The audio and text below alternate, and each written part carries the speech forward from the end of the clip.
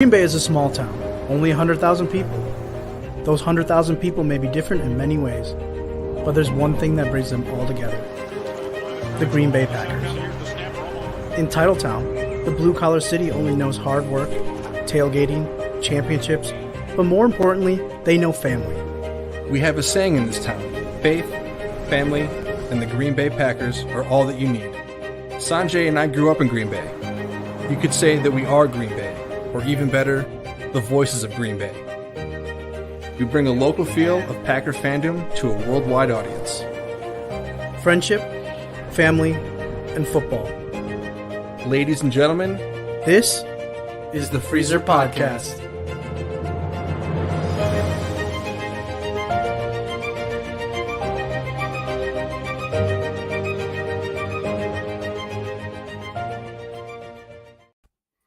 What's going on, everybody? Welcome to the Freezer Podcast. My name is Fred. Joining me is Matt. Sanjay is hopefully not in a gutter somewhere, pissed out, drunk, $200,000 in debt in Vegas, but let's only hope and pray that he is after seeing the game on last night. But yeah, well, thank you for joining us. As I said, Sanjay's gone. We're here to, I wore black because I feel like it's a funeral. There you go. But no, we're here to talk about what was a game apparently last night, and what we think is the big problem. I mean, we got all night. We got all night to talk about some issues. Matt, how you doing? How you feeling? You know, how fun of your day was today? Hearing everybody probably just talked about how much we sucked. Yeah, probably had like 10 to 15 just side discussions throughout work about the same conversation about last night and what everybody was experiencing. So I feel like in a way it was sort of like semi-therapeutic to get that out of my system. So I'm a little bit more level-headed coming into this show tonight, maybe for better, for worse. I think maybe the spice would have been good, but I'm sure we'll still find our spice level tonight for everybody watching. But you know, this is a very disappointing game for me, a little bit troubling. But as we were talking about before, trying to keep in light that, you know, this season, as we've both agreed upon, was going to be a season of a lot of ups and probably more downs than ups, but that the main focus was going to be, you know, progress or player progress, team progress, etc. You know, so trying to keep that light in things and not totally freak out, because that's what I want to do. I want to freak out and I want to, like, the world's ending, this team stinks, fire everybody, but I'm not going to do that, because that's not what's going on here. But the irrational side of me, that's what wants to come out. But as we'll break down the game here, you know, I just felt like it was a missed opportunity. You know, they got waxed by the Lions, and I can forgive that because the Lions are an excellent team, very well coached, and are grinders and tough as nails. But with a 10-day, a short week in Detroit, and they were healthy, all the things were stacked against the Packers that game. So I can excuse that loss and I can understand it. But this one just didn't sit right with me because it was a 10-day layoff. You were going against definitely an inferior team, a team that was floundering more than the Packers were. You know, Green Bay was getting a lot of their guys back. I know that they had, Aaron Jones scratch at the last second, but nonetheless, you had your full complement of receivers. You had 10 days to game plan for this. And just to come out and again, lay another egg, do not look prepared. 3 points in the first half. That's 6 points total in the first half, the last 3 games. I mean, that's not going to get the job done. And so as we'll break this game down here, I think it's many factors into one. It's the players not executing, guys not getting their minds right or getting their heads in the game. And then 2, I think we need to start talking about the coaching on this team and more so on Matt LaFleur's head, because I think that there's some questions we have about him, and we both agreed coming into this year, on top of this being a learning year, that this is a more of a referendum on him, because now you don't have Aaron Rodgers around to erase anything, and it's going to be more so truly what you're teaching the team. So based on that, man, I think that they have a lot to look at and a lot to consider. Thank God the bye's here, but that was a mess. Yeah, I mean, we'll break it down. I mean, I'll start back from where you started a little bit, right? Where, you know, we talked a little bit earlier, and I think we can agree, right, together. And I think a lot of people may be listening. We had this kind of this calmness, right, going into the season, about feeling like, hey, it's a rebuilding-ish type year, new-ish quarterback. It's going to be different, right? We're going to have our ups and downs. I was feeling very woosah, very kind of, you know, hippie-ish, if you will, about the whole season. Yeah. And it was great. I think it's the best feeling I've ever felt going into the season. I think I've never felt so was a good about calmness. a season, and we go into the season feeling calm. I'm okay with what happens. We go play Chicago. We look really good. We get a little bit of a blue ball type situation for the gentleman. You know what I'm talking about. Yep. And everything changed. Everything changed. And it became all of a sudden I lost all that and it got back into that feeling and I can feel it rising again inside me. This stress and anxiety of like, oh my gosh, we got to be winning. We got to be winning. And sure, we should have the mindset of winning. Absolutely, we should have the mindset of we should win every single game because if we're not, then we're losers and we accept that role. I refuse to accept that role. However, there are going to be ups and downs. We're going to have our problems, our issues. We don't have our left tackle. We have some coaching problems. Jordan Love got a little bedazzled. Aaron Jones isn't in. All those types of things. Max Crosby. But what I cannot seem to cross, what hurdle I cannot seem to cross here, and I think I'm going to correct you a little bit on this, is you said 10 days. I believe it was 11 days. Okay. If you have 11 even worse days, 11 days to prepare your guys for battle, 11, and you come out as flat and as unexciting as that offense was and how unprepared that defense was, it's absolute travesty. And you should be ashamed of yourself as a coach and a coaching staff and players as well. I'm not going to put it all on the coaching staff because it's not fair because the players still have to play the game. It's a joke. It's an absolute joke. You play a Sunday game and you go to a Thursday game against a better team in Detroit and you get beat. I can live with that. I can make up enough things in my head to make that make sense. But you go against a subpar team, arguably one of the worst, if you might consider it, and you kind of lay a goose egg almost. Like you didn't do anything exciting. You ran the ball like a couple draw plays here and there, first and second down, and then you went and chucked it down the field. Like what offense are you running?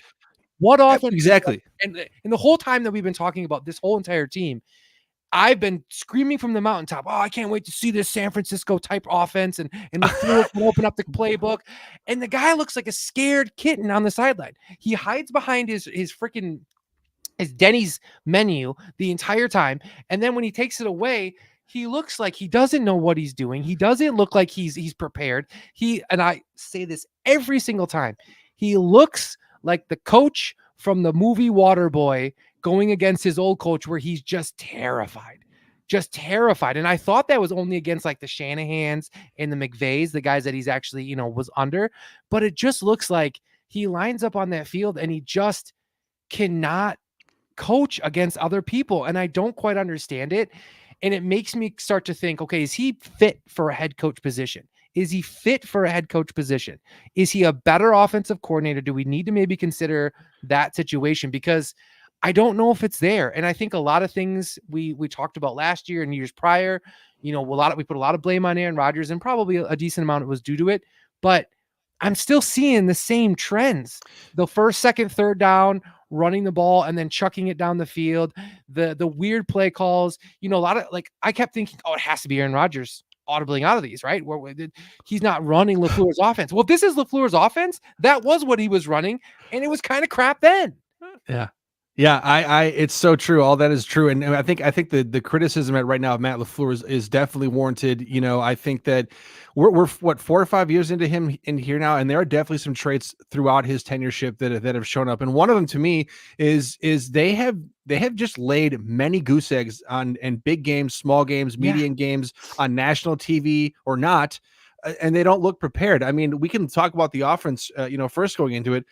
What was the plan last night? What was the plan? The general consensus amongst the fandom and, other podcasters is kind of like, what were they trying to do? What were they trying to leverage? What was the game plan? Nobody has any idea. And I understand that you probably were trying to bank on Aaron Jones being there. And then you got the rug pull out underneath you on Saturday because he tweaked his hamstring apparently.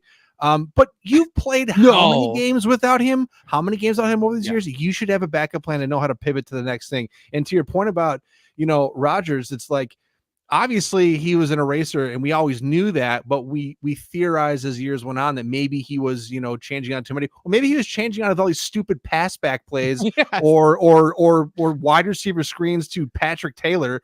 It just, a lot of it didn't make sense. And then on top of it, Jordan Love just had a miserable game, looked uncomfortable, looked inaccurate, looked indecisive, couldn't hit guys when he needed to, just the deep ball struggling. So, and the troubling part about it is every week they've gotten progressively worse, and he's gotten progressively worse and regressed each week. So I don't know, man. I just think that, in the light of it being a learning year, I still think some standards need to be had. And the Raiders were a team that should have been the team you can go into, and I don't want to call it a get right game or whatever you want to call it, but a game where you should be comfortable and to execute a game plan in.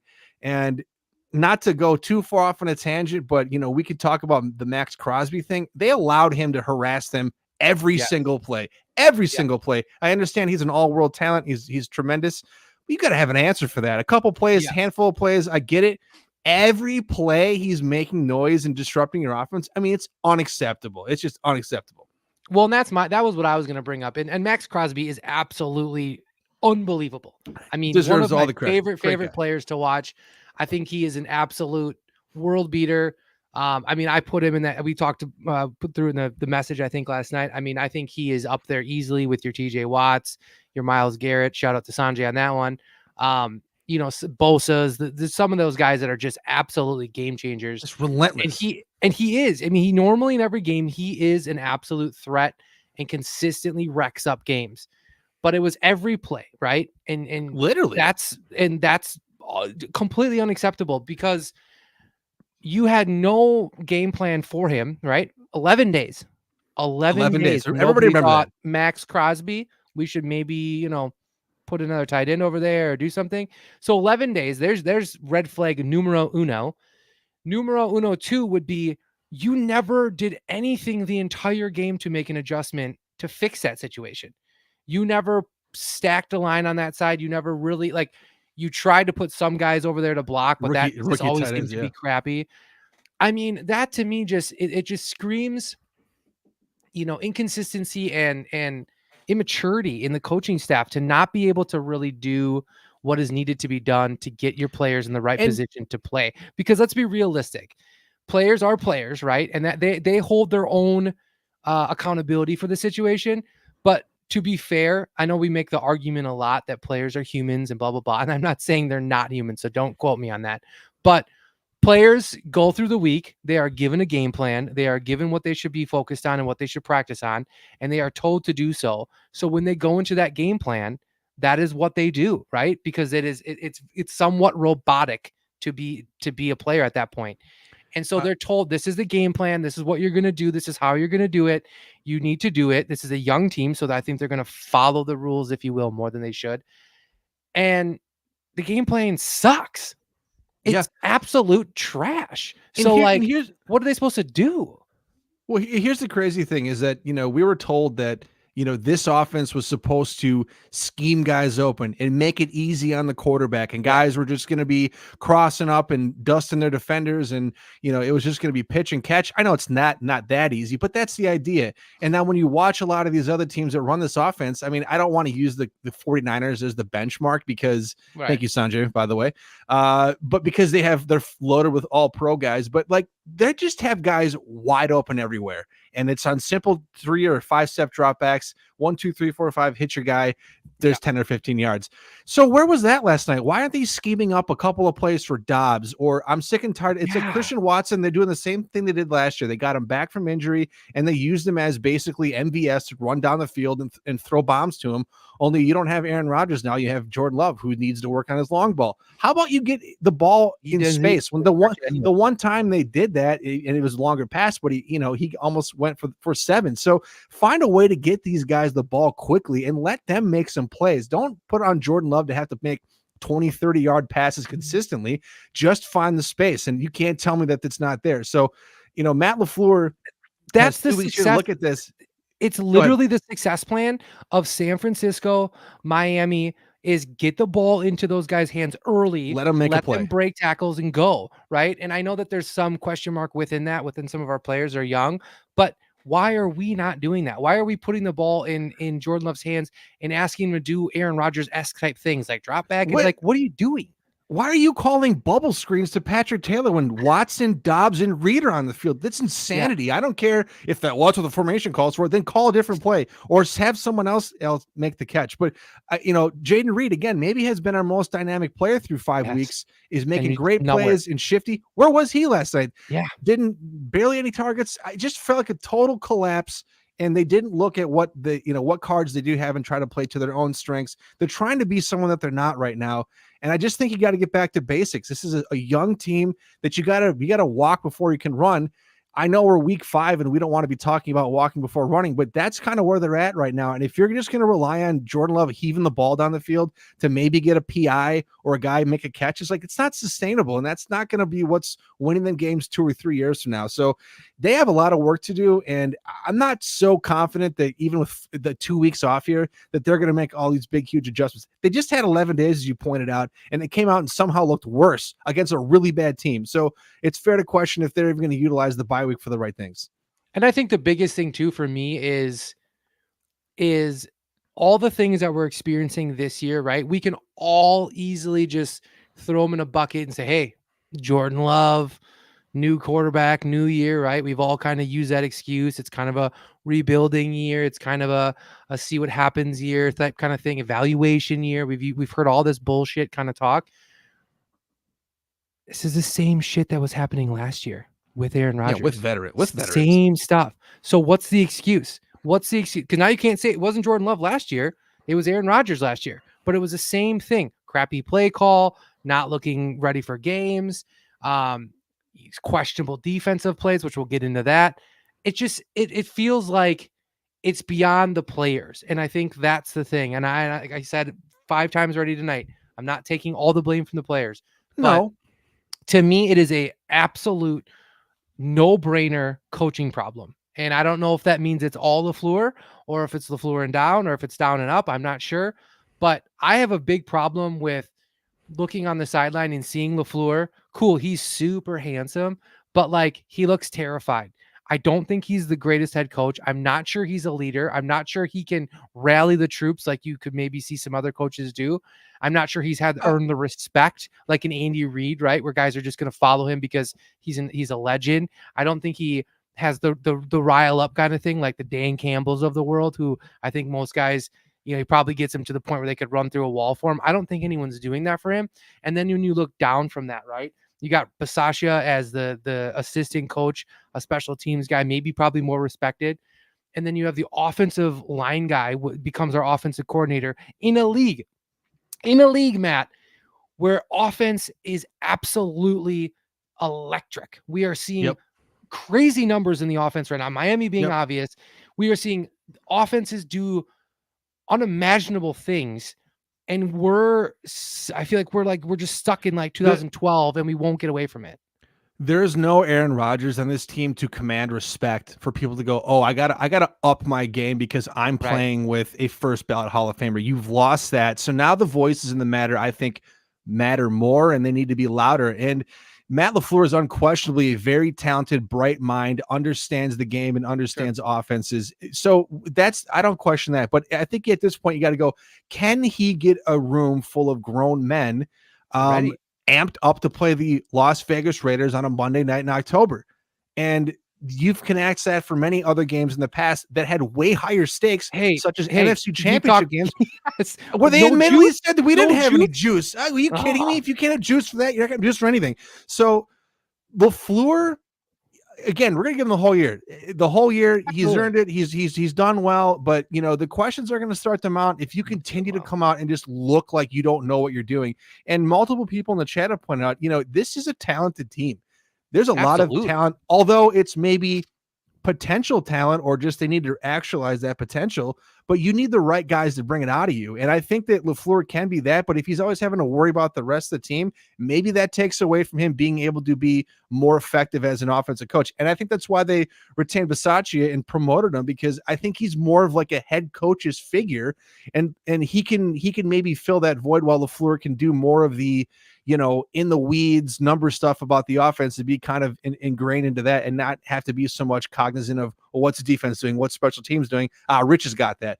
I think if you look around the league for teams that hire on like a defensive minded guy or an offensive minded guy to run their team, you got to pair that with some badass on the other side of it. You know what I mean? So it's like, Joe Barry, we all agree, is not going to be that guy. They need some fiery, you-rah-rah dude that's just going to get these guys amped up to play, because there's way too much potential on that side of the ball on the defense to not just be lights outs at some point. But we'll go to the defense in a moment. Just offensively, I think LaFleur is going to have to dig deep here and get back to basics, as I mentioned before.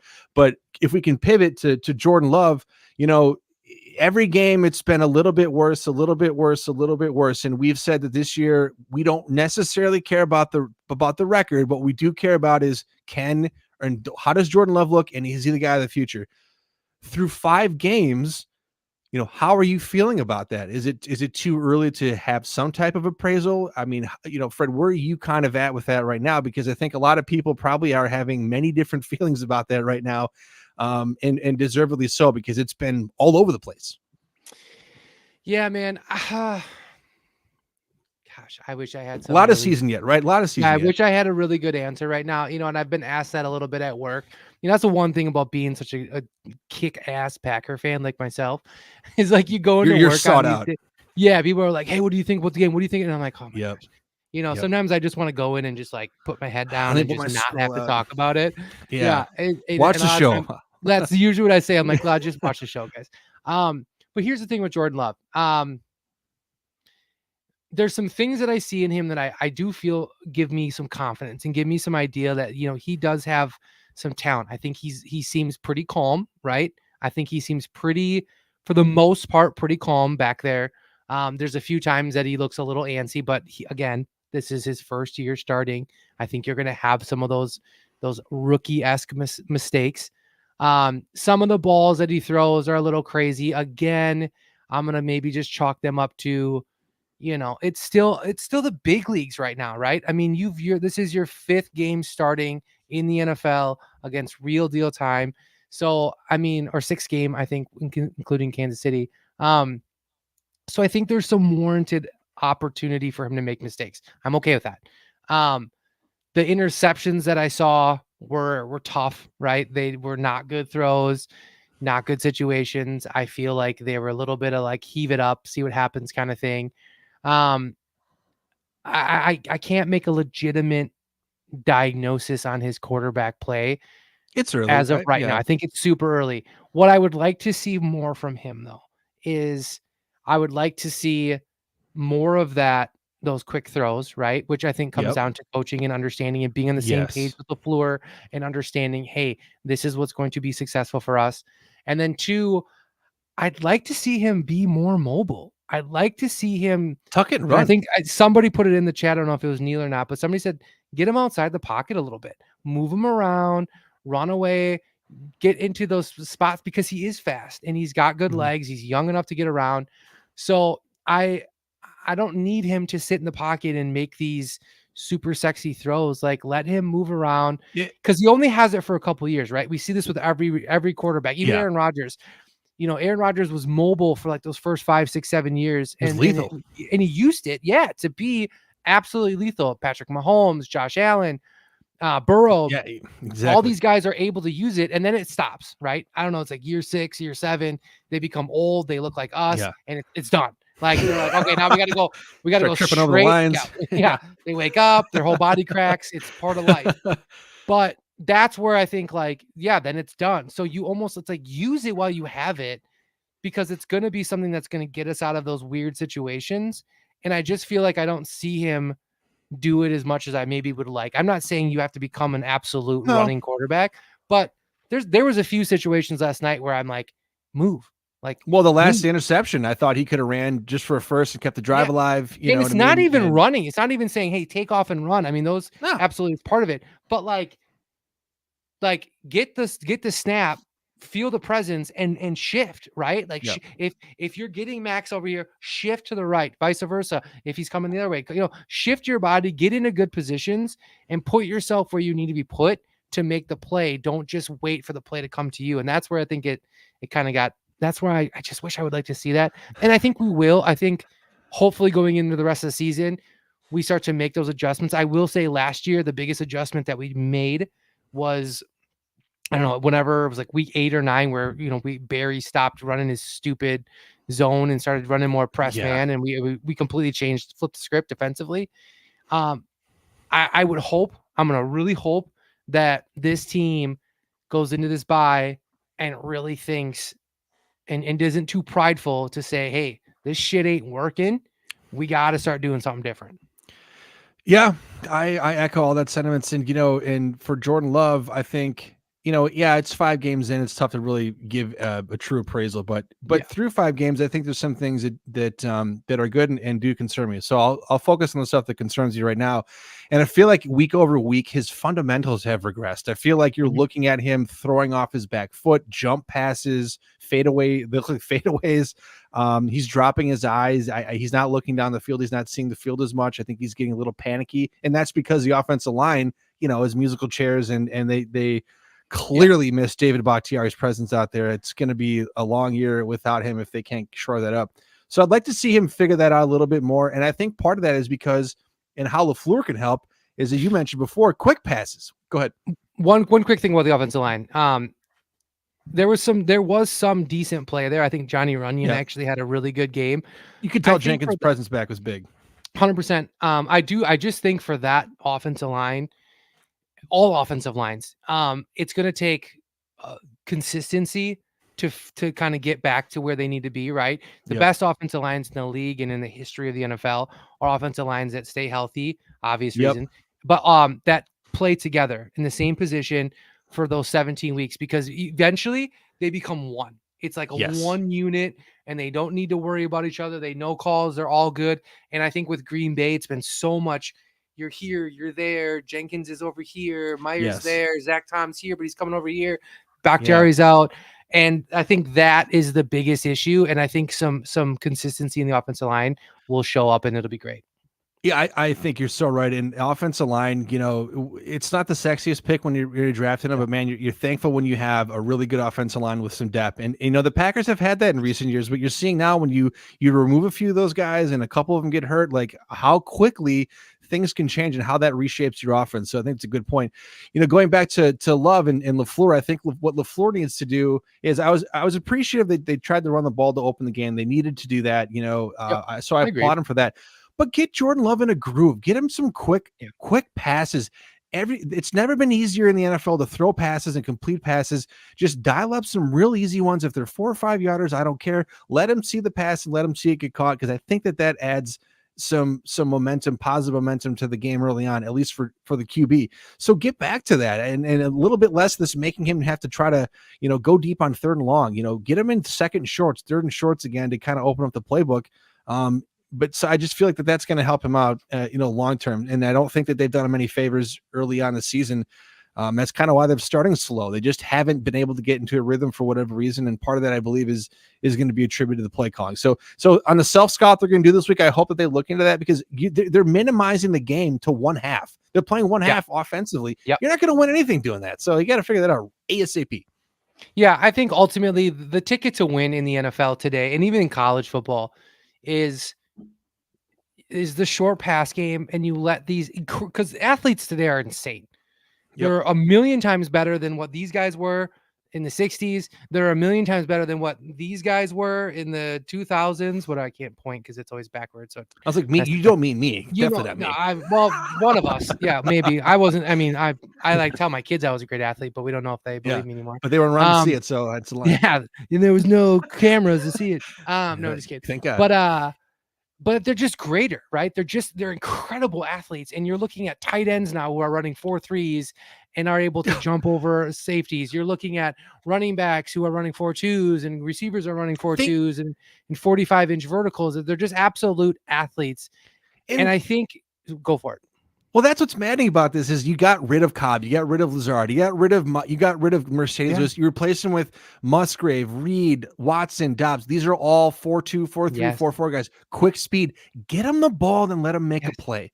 Get them the ball and let them make a play. To me, that is what the success is in college football and in the NFL. Is you get the ball to these guys early. If they break a tackle, great success.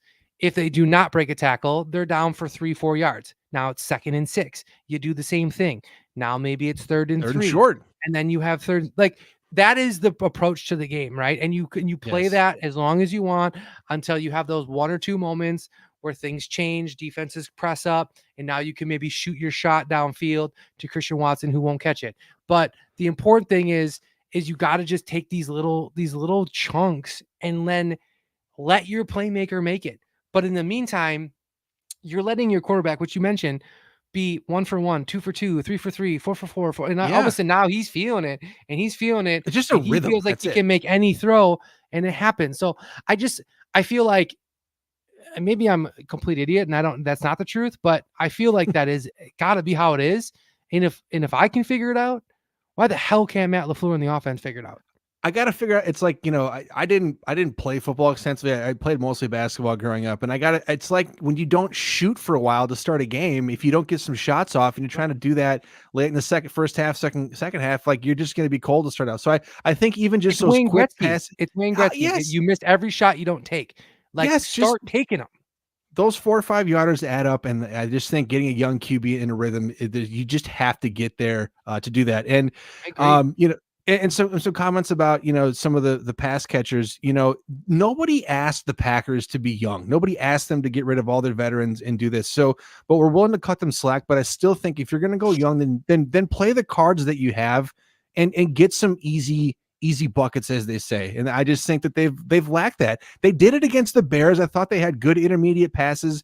They were able to spread the ball around and get the ball moving, but kind of since the maybe second half of the Falcons game, they've just kind of gotten away from it, and it's just evaporated. I don't know where it went, but hopefully it comes back, because that's the ticket to me to move the ball.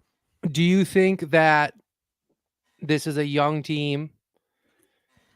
Oh, I don't even want to say it because I feel so stupid saying it, but it's probably potential. Preface it, you're good. Do you think there's 2 things here? One, do you think it's a young team off of a long week in Vegas? 2, do you think it's a young team looking forward to a bye, coming off a long week going into Vegas, feeling kind of like, we're in Vegas. Maybe they partied it up. Maybe they enjoyed Vegas a little bit. And then they thought, hey, bottom 3 defense, no big deal. And then all of a sudden it's like, crap, we got our butts kicked, but it's not a big deal. We got a whole bye. Like, do you think there was that very childish amateur mindset within this team of like, let's just get to the bye?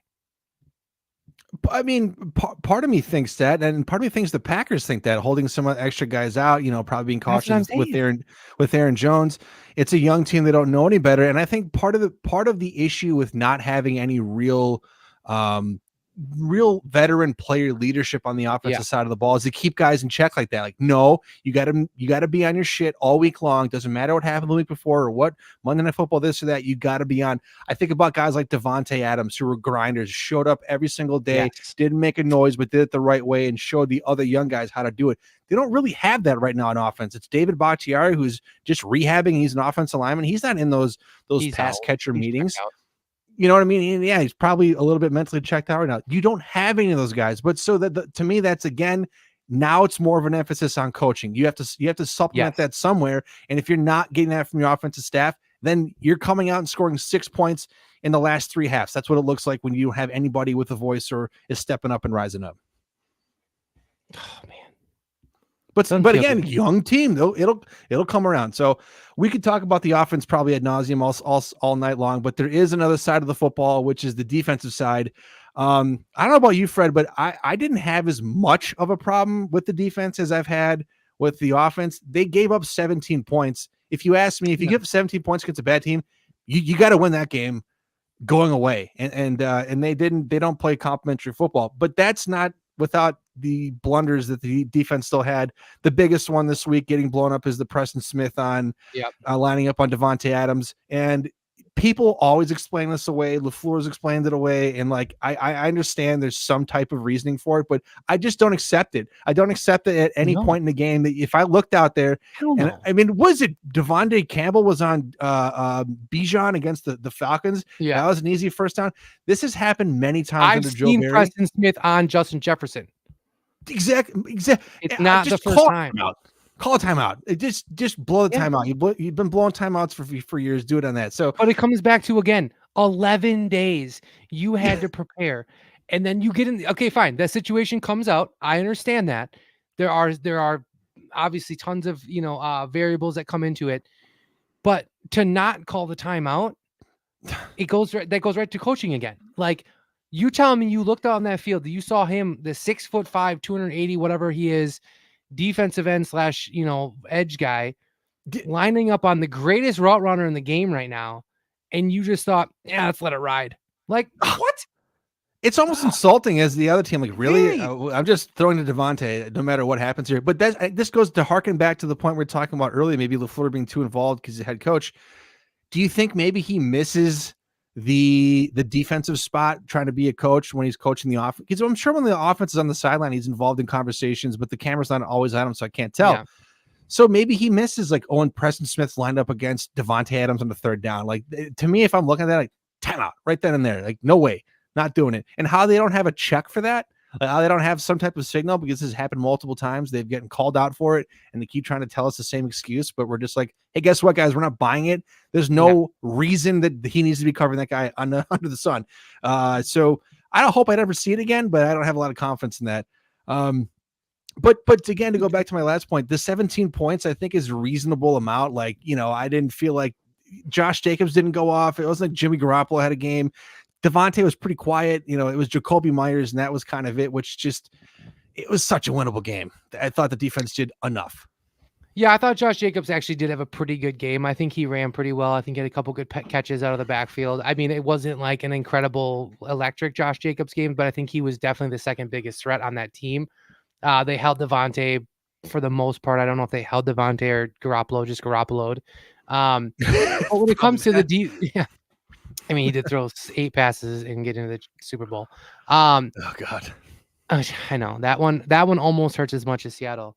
But here's the thing with the defense. I mean, I do think the defense, for the most part, to your point, I think they played pretty well this entire season, right? Outside of Detroit, which again, super good team, super short week. I'm not buying that as like, oh my, that's a problem, right? I think they lost to a really good damn team.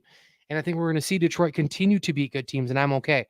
But for the most part, I mean, they've given up like in that 16 to 24 point range almost every game, pretty much. So like, I don't think they're always the culprit, especially again, to go back to what I said even earlier, in an NFL where offenses are kind of booming, right? I mean, that to give up 17, 18, 19, 20 points, I'll take that, right? In this league. Absolutely. We should be able to score that. And I think it goes back to but it really emphasizes a point. And I love this. I freaking love this. This is probably the one thing about this entire week in this game that I would put on every bulletin board is what Jair said and how he said it. I guess we just gotta, or I guess, what did he say? Give up less touchdowns. Shit. Yeah. We gotta we gotta give up less because basically the offense isn't going to score. In some words or whatever. I should have had that on point here. Good job. But I think that was a good call out. It was a good bash, man. Like, we're doing pretty much our job, right? We're doing a pretty good job. We're giving up some stuff, but that's reasonable in the NFL. Where the hell are you? Where the hell are you, offense, to kind of back us up and put some points on the board? And I think this is just like classic NFL life situation of we had such great offenses for so long and not good defenses. And now here we have a kind of a decent defense and a kind of a shitty offense.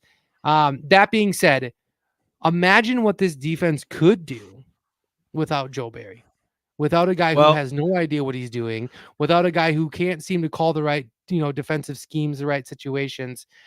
I think for me, with the coaching staff, I don't think that LaFleur is an absolute winner of a head coach, but I could see where they could still salvage it. And I don't think they're going to do this, obviously, but I feel like if they could get a young, exotic defensive coordinator to come in here and take over Joe Barry's spot, someone young, I don't know, someone on the Niners or some Yeah, just team, go right? to the that maybe Niners. Figure out what they're right, doing. just go, yeah, someone that could be somewhere. And the Niners are not going to give up everybody anymore, but I think if they could get somebody young and exotic on that defense to kind of run with those young guys, I think it would be an absolute win. And then you take that, what you're talking about, that pressure away from LaFleur. LaFleur says, fine, you take them. You run with that defense. Basasha, you take the special teams. Let me just focus on the offense. And that's how you should do the whole situation. I think that's exactly what they've done, like in New York, right? I think Saleh literally worries about the defense. I think he does some head coaching stuff, but I think the Hackett and probably Aaron Rodgers are the only ones that really worry about that offense.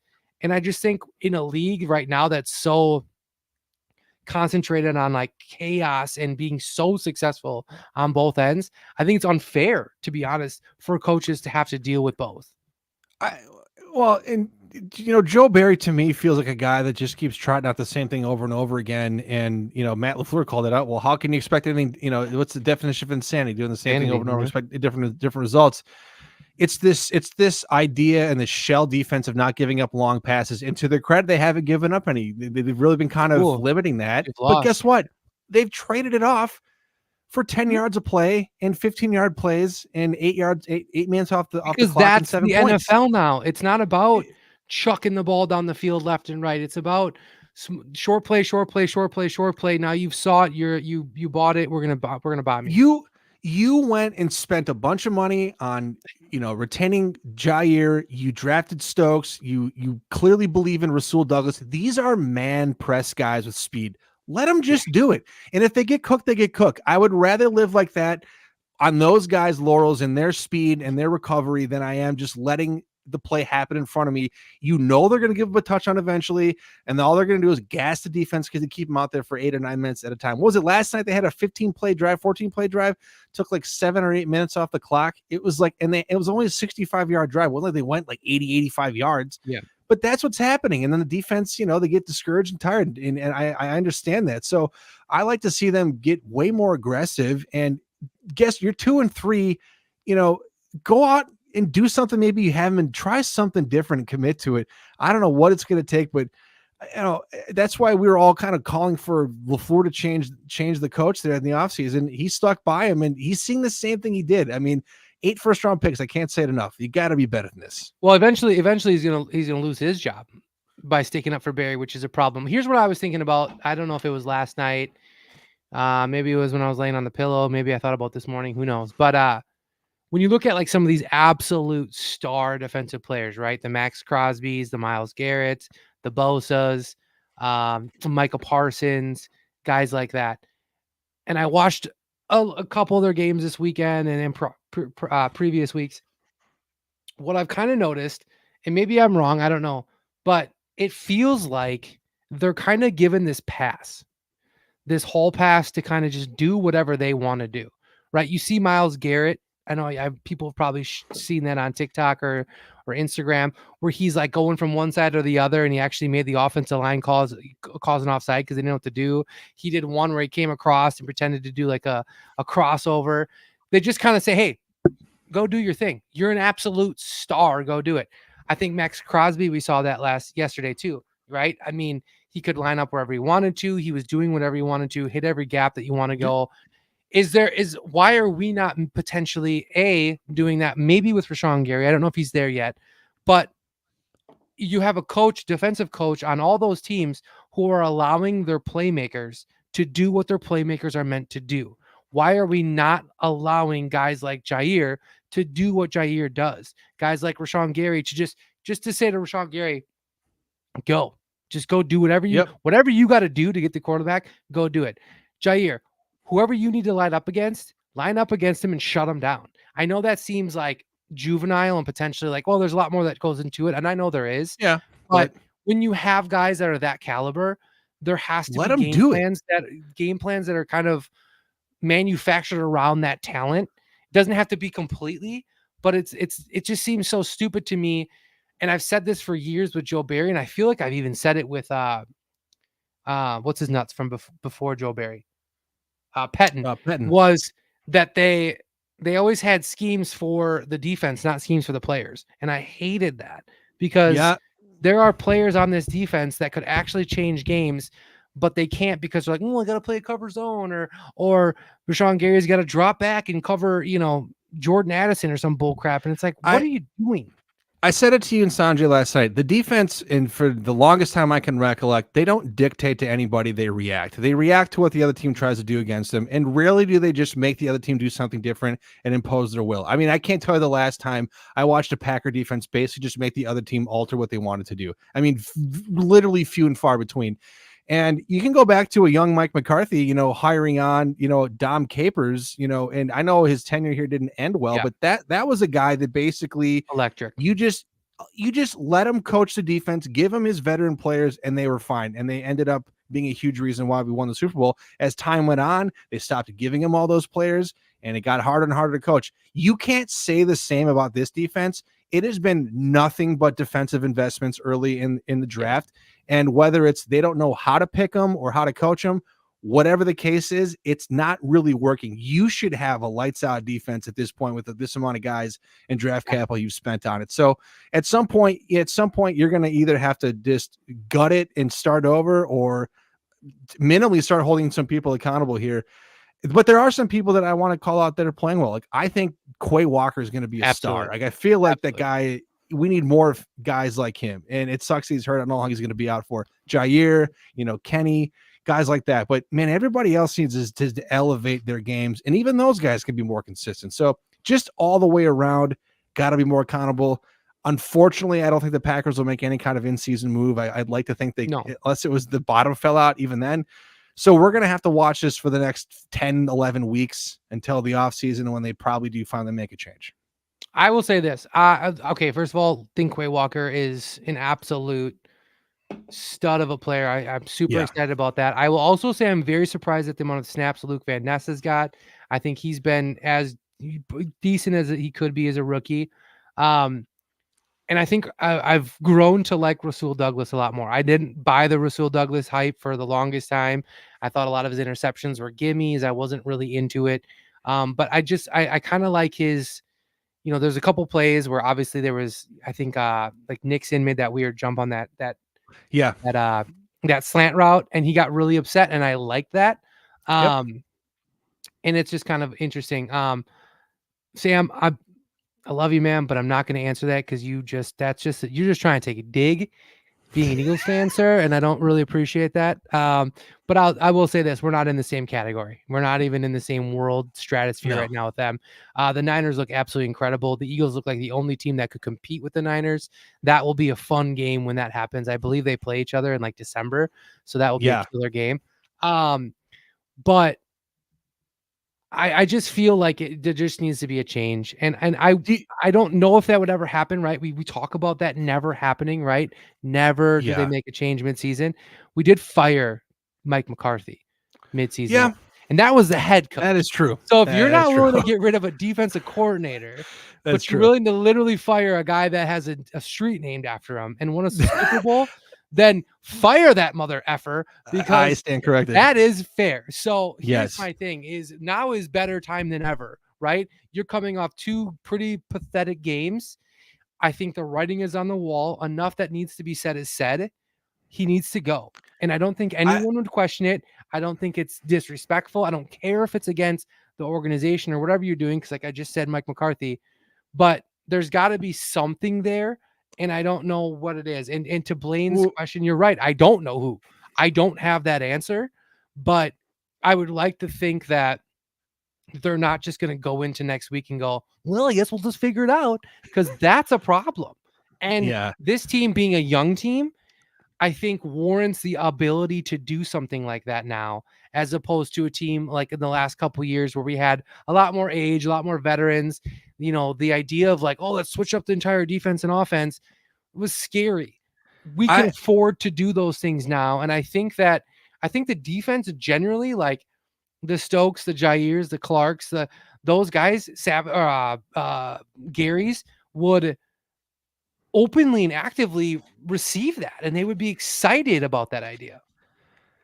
I think too, and maybe you Yeah, don't you're agree, right. but I think that we don't have a Max Crosby. We don't have someone that just takes the game over. I think Rashawn Gary Most people is don't. probably most people don't. I think Rashawn Gary is probably the closest thing, but we even see right now that he'll be ineffective for a couple of games before making some noise. It is a luxury to have guys like that truly every single play down in, down out are just a menace, and you have to account for them no matter what. I don't think the Packers right now have a guy like that on the side of the ball. And so where are you going to make up for that? And it's like, there's so much inconsistency. You can't rely on one guy week over week to kind of carry the load somewhere. Where are you getting the pass rush from? I mean, you're not getting, Preston Smith either lucks into it and doesn't get one. Enigbari kind of is a gang tackler, and if Gary's not getting some push, where are you getting the sacks from right now? I don't think that they're getting home on their sacks as much, or their blitzes. Clark once in a while busts through, but could use somebody like that. But that's the thing. Like, that's where a new defensive coordinator could come up with some more exotic blitz packages, things that are different. I mean, I don't know. I was on and off with the game. So I'm sorry if I was wrong with this, but did Jair blitz at all? I don't think he blitzed as much. That has been one of the most successful blitzes we've had as a Green Bay Packer organization in the last 4 years, is having him come off the edge or having just things that aren't expected, right? I feel like offenses or teams come into Green Bay, or we go to there, and I feel like coordinators just know. Like, there's like, oh yeah, this is what they're going to run. It's going to be this. It's going to be a shell. It's going to be cover two. It's going to be this. Look at the Lions. They're never like, oh man, I don't know if Jair's going to blitz or Gary's going to line up on the wrong side or Clark's going to stunt to the left or right. It's just like, nope, Clark's going to try to get through, three guys. Gary's going to get double teamed, and Jair's going to line up 15 yards off and play zone. Preston's going to line up against the wide receiver. That's where I'm saying I feel like having a young guy come in and say, let's F some stuff up. Let's do something completely different. Let's put and I know someone made a joke about exotic, but let's put exotic packages in that teams are going to be like, I don't know what to do, because we have the talent. Do you remember the Psycho D that Capers had? Yeah. Like, it was just stuff like that makes the offense kind of have to double think about maybe what's about to happen to him. They don't do back anything to what I like said. that. Yeah, it goes back to what I said before. Like, offenses are the cream of the crop right now in the NFL. You better figure out a way to mess with them, right? And maybe you get burned. Maybe you get burned bad, but at least you put the fear of like, what if? And I don't think there is that. I think when teams line up against us, they're like, oh, this defense. Well, when they line up against us and our DBs are playing 8-10 yards off of them, and I think the minimum you can do is at least bump them off their route, redirect them a little bit, get up on their face, but they won't even do that. And so any QB that worth a shit looks at it and goes, well, I'm just going to snap this ball and right to him because there's nobody there. Oh, free 10 yards every time. Yeah. And I think it's honestly, it's kind of a punch in the D for the corners. I mean, if I'm Jair and my defensive coordinator is telling me, hey, you need to line up 8-9 yards back, I'm going to be like, why? Because you think I'm going to get your ass down here and tell me that. You don't think that I can't punch him and run with him? I mean, and that it shows like the defensive coordinator has no confidence in the defenders, and I think that's the disconnect. And I think those guys on defense probably just feel like, you are an idiot, Joe Barry. Then why are you paying a premium amount of money for anybody those position groups if all you're going to do is ask them to sit soft zone? Anybody can do that that's in the NFL, but you pay guys like Jair because they're erasers. They can run with a guy. They can make a play on the ball. They can take him out of the game. So let them do that, but they don't let them do that. And that's always been the problem under Joe Barry. And I think it was probably an issue with Pettine a little bit, but particularly the last 2 or 3 years, that has been a consistent theme. Every time it's 3rd and 3, 3rd and 4, how in the world are you justifying have a guy, 10 yards off the line and scrimmage? The last night was Jacoby Myers touchdown. It's like you had Nixon on the back of the end zone and you had a linebacker go vertical for a little bit. It's like, get up there and take the pass away. Make Garoppolo have to throw a dime. If he does that, you can live with it. But just making it that easy, it's just hard to live with that when you watch that week in and week out. Gotta be discouraging as a defender. That's what I'm saying. I think the defense is probably just to the point where they're like, fine, then we're going to play your defense and let you get fired, right? I mean, isn't that kind of the thought process of like, I don't know. I don't even want to say Well, it. okay, Just crap. this comment from Sam down here about Green Bay, chasing studs. I had a conversation with a coworker today about their draft, how they draft and what they prefer. And I think the Packers look a lot at guys that are, I don't want to call them projects, but are like unfinished potential that they just need. Oh, if we get them here and we can get them coached up, we can, turn them into this or that, instead of going after guys like this dude plays this position and he does this, and that really well. And we're going to draft him to do this, and that. They don't do that. They go take a guy like, Lucas Van Ness or Rashawn Gary, who are, maybe 3-point stance guys, but then they try and turn them into stand-up guys. It's like, maybe we do a little bit less of that and we go find the guys that are a bit more of a sure thing and then try to take a B to an A instead of take a guy from a C to an A. I just think maybe there's something to be said about that, and then plugging holes with vets, but this team's got to get out of the cap space shithole right now before they can do any of that. Yeah. I mean, here's the thing is we're still early in the season. I still think there's a lot of time left. I would say that we can't go the rest of the season hanging our hat on every game, right? Because we're going to see ups, we're going to see downs. We could go easily into the next game, win, be like, "Wow, here we are again." Can't be like that. And we have to go back to the idea that we started with before the season, where tempered expectations. I know I've said that a lot this year. I stole it from old Matty F. Matty L. I don't know, Matty LF, whatever. Just have a simple name. Yeah. And just be realistic about how the season's going to be, right? I think there are some games like the Raiders game where we'll look back and go, that was bull. We should have won that game. That's bull crap. Detroit, yeah, we should have lost that game. Look at the New Orleans Saints. Yeah, we probably should have lost that game. Atlanta, we probably should have won that game. There's going to be probably a lot of shouldas. But what we have to look at throughout the season is who are we as a team? How are we progressing? And where's the coaching staff? Because here's the thing. I don't think if we just run through the season and then run it back again with the same coaching staff, we're going to be successful. I think you do run it back with the same team because everyone's so young, right? We don't have anybody that you're like, they're probably done. Maybe you can argue like Preston Smith would be a guy that you could say, hey, maybe it's time to go, or a Savage, or even maybe a Rasul Douglas, guys that are in that 10-year age where you're like, we're not ready to sign them to a third contract, things like that. Sure. But I don't think with this coaching staff, you're going to make the next step, right? You couldn't make this next step Super Bowl wise, right? In those 13-3 seasons, you got rid of some guys, you brought in some guys. You haven't really quite made any steps necessarily this year. There's still time left. But my biggest fear is that we get to a few wins and a couple good games and we run again back with Joe Barry and that. But that's, again, I should stop looking into next season. We'll cross that bridge, I guess, when we get there. I know. I'm with you. It's all I'm perfectly fine with the narrative this season of it being, progress and ups and downs. I think my one thing right now is we need to see some more ups. We were lacking the ups right now. We had the ups the first 2 weeks. You've had very few ups the last couple of weeks. Yeah. And I think that's what's got people discouraged. I think a lot of the fan base is very practical about the situation. They understand it. Yeah, they're not going to win 10, 11, 12 games. The Niners are the class of the NFC. We're not getting a sniff of that. So let's see progress. Let's see some of the ups with the downs. But I just think that there's got to be more progress. There's got to be more ups. And I think that they're there. They can be there. But, it's you got to see them. You got to coach it into them. You got to have better game plans. Whatever the case is, whatever they got to do it. But the last 2 weeks, man, just have not been good enough. And I think that they know that. And, I get people's frustration. So long year, it's week 5. So one series that absolutely drove me nuts and it just popped back in my head, which I must have blocked it out.